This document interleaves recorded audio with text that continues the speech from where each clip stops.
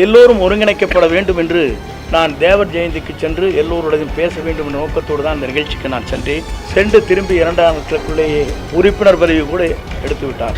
50 ஆண்டு கால வரலாற்றில் இந்த இயக்கத்திற்காக ஏற்றத்தாழ்வுகளை சந்தித்த எனக்கு கிடைத்த பரிசுதான் உறுப்பினர் பதவி கூட எடுக்கப்பட்டிருக்கிற நிலை இருக்கிறது. நேற்றைய தினம் சட்டமன்ற உறுப்பினருடைய பதவியை ராஜினாமா செய்துவிட்டு இன்றைக்கு கழகத்திலே தமிழக வெற்றி கழகத்தில் நான் இணைந்திருக்கிறேன். ஒரு தூய்மையான ஆட்சி நடத்துவதற்கு ஒருவர் தேவை என்ற எண்ணம் மக்கள் மனதிலே நிறைந்திருக்கிறது என்பதுதான் இந்த தமிழகம் வெற்றி கழகம் இன்றைக்கு பயணத்தை மேற்கொள்கிற போது அது வெற்றி பயணமாக நடைபெற்றுக் கொண்டிருக்கிறது. திராவிட முன்னேற்ற கழகத்தோ தேசிய கட்சிகளோ மாற்றுக் கட்சிகளோ என்னை யாரும் சந்திக்கவில்லை. அடிக்கடி நல்லா ஜம்ப் பண்ணிருக்கேண்ணா, தினவர் கட்சிக்கு போயிருக்கேண்ணா, நான் போகிறேன். இன்னைக்கு வந்ததுக்கு காரணமே இன்று அனைத்து இந்திய அண்ணா திராவிட முன்னேற்ற கழகத்தில் புரட்சித் தலைவரால் நான் அடையாளம் காட்டப்பட்டவன். 1972 இந்த இயக்கம் துவங்குகிற போது தலைவருக்கு பின்னாலே அணிவகுக்கின்ற தொண்டர்களில் நான் ஒருவன். புரட்சித் தலைவரால் ஈர்க்கப்பட்டு 75 பொதுக்குழு கோவையிலே பிரசிடென்ட் ஹாலிலே நடைபெறுகிற போது அதற்கு முழு பொறுப்பையும் அண்ணன் அரங்கநாயகம் மணிமாறன் என்னிடத்திலே ஒப்படைத்தார். அந்த பணிகளை தலைவர் பாராட்டுகின்ற அளவிற்கு அந்த பணிகளை நாங்கள் முடித்து அவர் இருக்கின்ற சத்யா ஸ்டுடியோவிலே சந்திக்கின்ற போது அவர் என்னை கட்டிப்பிடித்து தழுவி, ஒரு இளைஞராக இருக்கிற நீங்கள் இந்த பணிகளை ஆற்றியிருக்கிறீர்கள், நான் பாராட்டுகிறேன் என்று பாராட்டினார். அப்போதெல்லாம் எதிர்க்கட்சியை சார்ந்தவர் சொன்னார்கள், இந்த கட்சி 100 நாட்கள் கூட நடக்காது, 100 நாட்களிலே 100 நாள் படம் என்று சொல்வார்களே அதை போல மறைந்துவிடும் என்று சொன்னார். ஆனால் பேரறிஞர் அண்ணா அவர்களால் பாராட்டப்பட்டவர் புரட்சித் தலைவர். அண்ணா அவர் சொல்கிற போது இந்த இயக்கம் இன்றைக்கு வெற்றி பெற்றிருக்கிறது, என்னை நீங்கள் காண வந்திருக்கிறீர்கள் நான் முதலமைச்சர் என்ற முறையில் என்று சொல்லி என்னை வெற்றி வைத்தவர் குண்டடி விட்டு கிடக்கிறார், அவரை பார்த்து விட்டு வாருங்கள் என்று அண்ணாவால் அடையாளம் காட்டப்பட்டுள்ள பாராட்டுதலை பெற்றவர் புரட்சித் தலைவர். அவர் தன்னுடைய காலத்திலிருந்து அவருடைய பணிகள் என்பது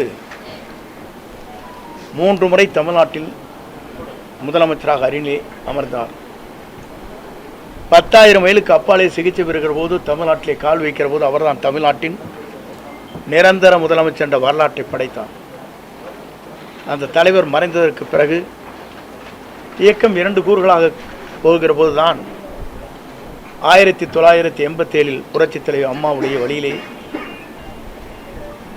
நான் பயணத்தை மேற்கொண்டேன். புரட்சித் தலைவர் அம்மா அவர்களும் அவருடைய சுற்றுப்பயணமாக இருந்தாலும் சரி, பல்வேறு ஆலோசனைகள் கேட்கின்ற போது பல்வேறு நண்பர்களோடு நானும் இணைந்து அந்த பணிகளை நான் மேற்கொண்டிருக்கிறேன். புரட்சித் தலைவரால் பாராட்டுதலை பெற்றிருக்கிறேன். எம்மையுமே தன்னுடைய தலையிலே விழுகிறதென்றாலும் கூட சறுக்காமல் வழுக்காமல் இந்த இயக்கத்திற்காகவும் எனக்காகவும் தன்னை அர்ப்பணித்தவர் என்று ஒரு பெரிய கேசட்டை உங்களுக்கு தெரியும். என்னுடைய திருமணத்திலே மட்டுமல்ல, திருச்சியில் நடைபெற்ற நிகழ்ச்சியில் கூட அந்த அளவுக்கு பாராட்டினார். ஆனால் இன்றைக்கு இருக்கிற நிலைகள் வேறு. இன்றைக்கு நான் அதை சொல்வதற்கு காரணம்,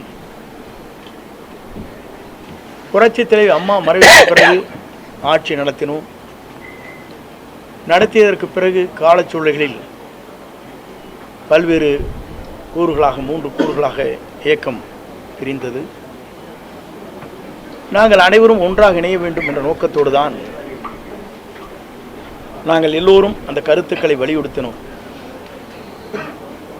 ஆனால் அந்த கருத்துக்கள் பரிமாறப்பட்டதை தவிர செயல்படுத்த இயலவில்லை. ஆகவேதான் இன்றைய சூழ்நிலையில் ஒரே ஒரு கருத்தை நான் சொல்ல விரும்புகிறேன். நான் என்று ஒருவன் நினைத்தால் ஆண்டவன் தான் என்று கண்டித்து விடுவார், பார்த்துக் கொள்வார்.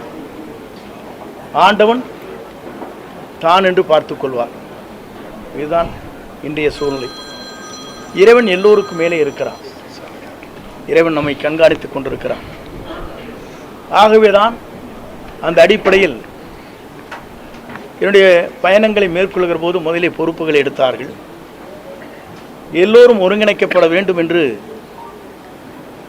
நான் தேவர் ஜெயந்திக்கு சென்று எல்லோருடையும் பேச வேண்டும் என்ற நோக்கத்தோடு தான் அந்த நிகழ்ச்சிக்கு நான் சென்றேன். சென்று திரும்பி 2 நாட்களுக்குள்ளேயே உறுப்பினர் பதவி கூட எடுத்து விட்டார். 50 ஆண்டு கால வரலாற்றில் இந்த இயக்கத்திற்காக ஏற்றத்தாழ்வுகளை சந்தித்த எனக்கு கிடைத்த பரிசுதான் உறுப்பினர் பதவி கூட எடுக்கப்பட்டிருக்கிற நிலை இருக்கிறது. என்னோடு மட்டுமல்ல, என்னை சார்ந்தவர்களும் அந்த பதவிகளை எடுத்தார்கள். அதோடு அவர் நின்று விடவில்லை.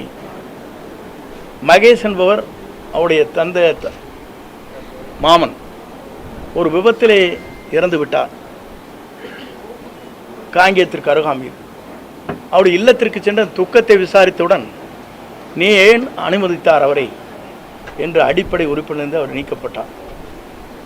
துக்கத்துக்கு செல்வதே, வேதனைக்கு சென்று விசாரிப்பதே தவறென்று அந்த இளைஞரை ஒரு பொறுப்பிலே இருக்கின்றவரை அடிப்படை உறுப்பினர் நீக்கப்பட்டது என்பது இதுவரையிலும் தமிழகத்தின் வரலாற்றில் நடைபெறாத ஒன்று என்பதை நான் இந்த நேரத்தில் சுட்டிக்காட்ட விரும்புகிறேன். அதற்கு பிறகு என்னுடைய முடிவை பொறுத்தவரையிலும் இன்றைக்கு தெளிவான முடிவுகளை மேற்கொண்டுதான் நேற்றைய தினம் சட்டமன்ற உறுப்பினருடைய பதவியை ராஜினாமா செய்துவிட்டு இன்றைக்கு கழகத்திலே, தமிழக வெற்றி கழகத்தில் நான் இணைந்திருக்கிறேன். ஏன் இங்கே இணைந்தார்கள் என்ற ஒரு கேள்வி கூட கேட்கக்கூடும். இதற்கு காரணங்கள் இருக்கிறது. இன்று திமுக வேறல்ல, அண்ணா திமுக வேறு என்பது அல்ல, உங்களுக்கு தெரியாத ஒன்றல்ல. இரண்டும் ஒன்றாக இணைந்துதான் பயணங்களை மேற்கொண்டு வருகிறார் என்பதை நாடறிந்து கொண்ட ஒன்றாக இருக்கிறது. இதை ஊடக நண்பர்களுக்கு நன்றாக தெரியும்.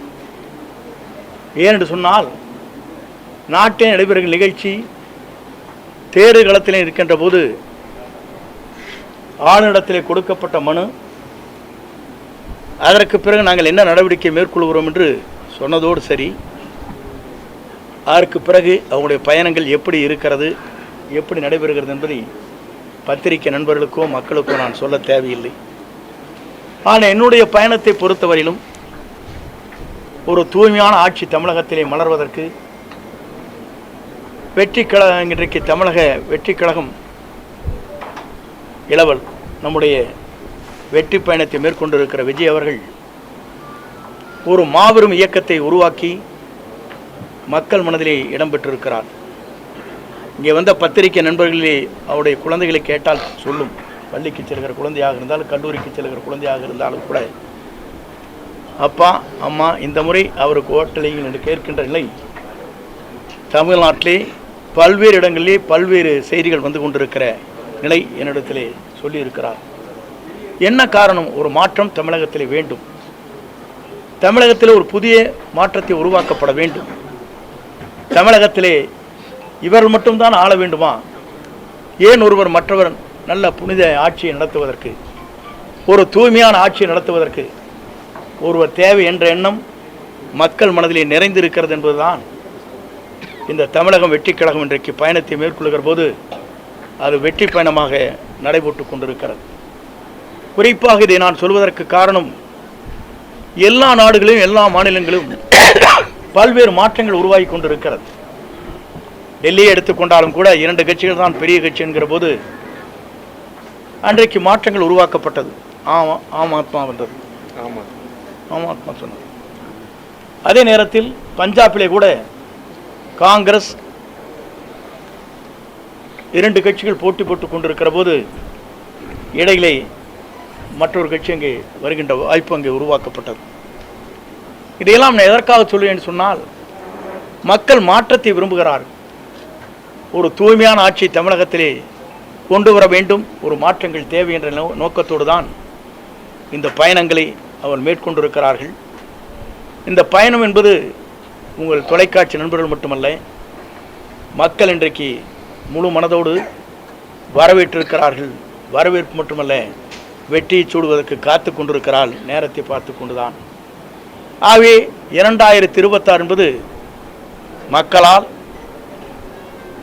வரவேற்கப்படுகிற மக்களால் ஏற்றுக்கொள்ளப்படுகிற, மக்களால் உருவாக்கப்படுகிற ஒரு புனித ஆட்சி தமிழகத்தில் உருவாகுவதற்கு நம்முடைய வெற்றி கழகத்துடைய தலைவர் அன்பிற்கினிய இளவல் விஜய் அவர்கள் வெற்றி பெறுவார்கள். 2026 மக்களால் மாபெரும் புரட்சி உருவாகி வெற்றி என்ற இலக்கை அவர் எட்டுவார் என்பதை மட்டும் நான் இந்த நேரத்திலே உங்களுக்கு பணிவன்போடு தெரிவித்து, வருகின்றிருக்கிற தொலைக்காட்சி நண்பர்கள், ஊடக நண்பர்களுக்கு என் வாழ்த்துக்களையும் நன்றியும் பாராட்டுதலையும் தெரிவித்துக் கொள்கிறேன். நன்றி, வணக்கம்.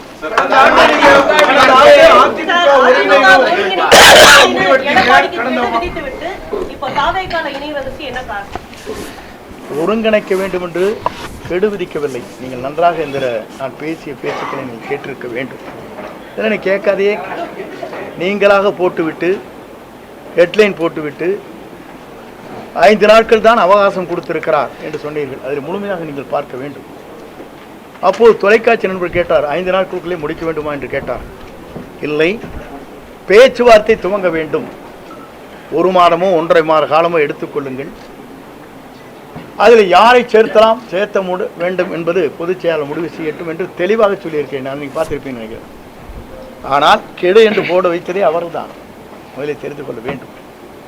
என்னை வெளியேற்ற வேண்டும் நோக்கத்தோடு தான் அதை சரியான மொழி காயை நகர்த்தி விட்டார். இதுதான் உண்மை. தொலைக்காட்சியில் நான் பேசியது நீங்கள் இன்றைக்கு வேண்டுமானால் போட்டு தெரிந்து கொள்ளலாம்.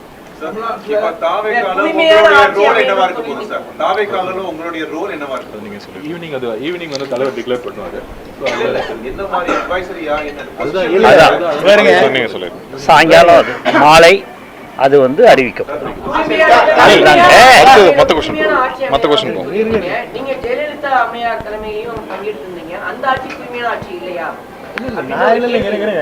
அம்மா இருக்கும் வரை, தலைவர் இருக்கும் வரை தூய்மையான ஆட்சி நடைபெற்றது என்று சொல்ல நான் இல்லை என்று சொல்லவே இல்லையே. நீங்க அவங்களே அடுத்த சப்ஜெக்ட் போறீங்க.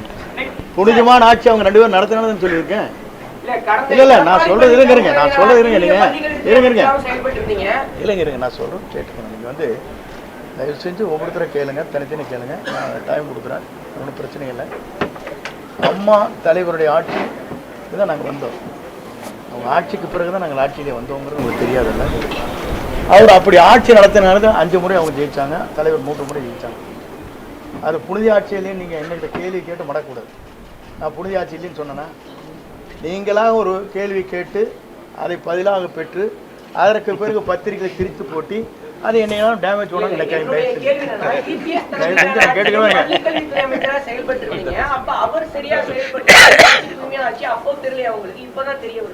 இல்லை, நீங்கள் அதுக்கு முன்னாலேயே நான் ஒரே ஒரு கேள்விக்கிட்ட பதில் சொன்னேன். தூய்மையான ஆட்சி இருக்கிறதா இல்லையா என்பதற்கு கவர்னரிடத்திலே மனு கொடுத்தவர் யார்?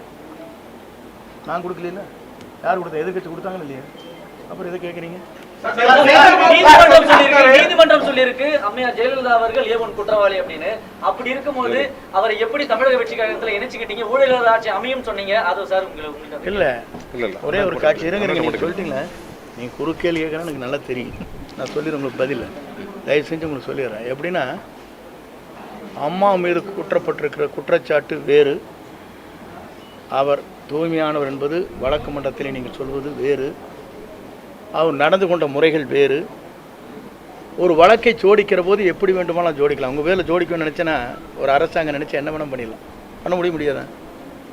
இல்லை அரசியலே இருங்க, நான் சொல்லிடுறேன். நான் சொல்கிறது கேட்டு முடியுங்களேண்ணா. ஒரு ஒரு செட்டை இது பண்ணுறது யார் பேரில் வேணாலும் ஒரு எஸ்டிமேட் போடுறீங்க. யார் போடுறான்? இந்த பில்டிங்கோடைய வேல்யூ என்னென்னு போட்டால் அவங்களுக்கு வேல்யூ குறைவாக போட்டிருப்பாங்க. அவங்களுக்கு வேண்டிய நண்பர்கள் இருப்பாங்க, அவங்க வேல்யூஷன் போடுவாங்க. பிடபிள்யூ ஒரு வேல்யூஷன் என்ன போடுவாங்க உங்களுக்கு தெரியாதா?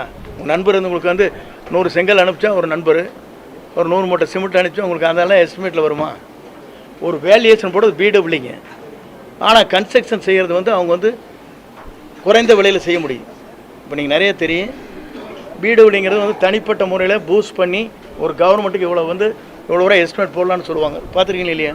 வருஷம் 10% இன்க்ரீஸ் பண்ணுவாங்க. கேள்விப்பட்டிருக்கீங்களா இல்லையா?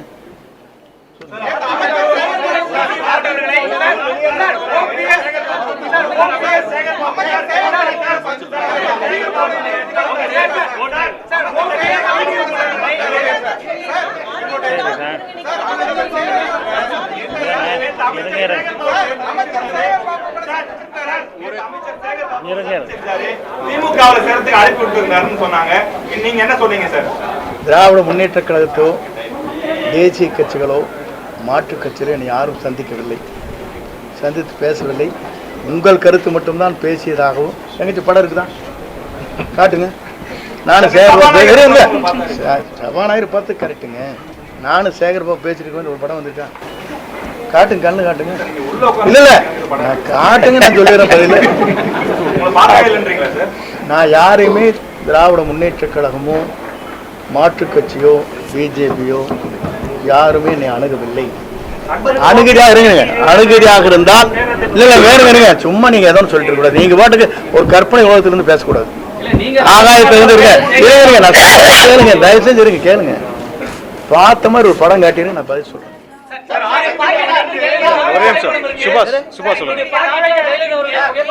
ஒவ்வொருத்தரா கேளுங்க, ஒரே ஒரு தான் கேளுங்க. சுபாஷ் கேளுங்க. நீங்க என்ன சொல்றீங்கன்னா இது ஜனநாயக கட்சி, யாரை வேண்டுமானாலும் தங்களுடைய விருப்பப்பட்டவரை படத்தை வைத்துக் கொள்வதில் ஆட்சேபனையே கிடையாது. நான் படத்தை வைக்காத மாற்றி போட்டோம், இன்னைக்கே மாறிட்டியே டபுள் அடிக்கிறியான்னு கேட்பேன். நீ சொல்லுவா ஒவ்வொருத்தரா கேளுங்க. நீ அறிஞர் தமிழ் கொஞ்ச நேரம் இருங்க, நான் பேசுகிறேன்.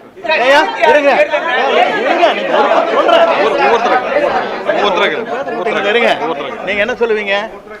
இன்னைக்கு அந்த படத்தை மாற்றிருந்தா இவரெல்லாம் என்ன பெரிய தியாகி, இவர் என்ன வந்து கொள்கை பிடிப்பவர், ஒரு நிமிஷத்துக்கு ஒரு கட்சி மாறிட்டு படத்தையும் கூட மாற்றிட்டு போட்டாருமே. இந்த வேஷ்டி கட்டினதே மாற்றின காரணமே கேஸ் போட்டாங்க பேரில், வேஷ்டி கட்டக்கூடாதுங்கிறக்காக மாற்றினேன். புரியுதுங்களா? படத்தை வச்சு கூட அவங்க சொல்லவே இல்லை. யார் படத்தை வேண்டுமானாலும் வைத்துக் கொள்ளலாம். இன்றைக்கு புரட்சி தலைவர் படமும் அண்ணா படமும் அவருடைய வண்டியிலே எப்படி அலங்கரித்து வரப்படுகிறது, இந்த வண்டியில் எப்படி வருது நீங்க பார்த்து. 54 வருஷம் கட்சி தொடங்குறதுல இருந்து இங்க இருக்கீங்க. இன்னொரு கட்சிக்கு போறதுக்கு மனதளவுல தயாராயிட்டீங்களா? இல்ல நான் சொல்றது கேளுங்க. ஒரு இயக்கத்திலே நான் பணியாற்றுவது முழுமையாக அந்த இயக்கத்தில் இருக்கும் வரை அடிக்கடி நல்லா ஜம்ப் பண்ணல பண்ணிருக்கேன்னா தினம் ஒரு கட்சிக்கு போயிருக்கேன்னா நான் கோரேன்.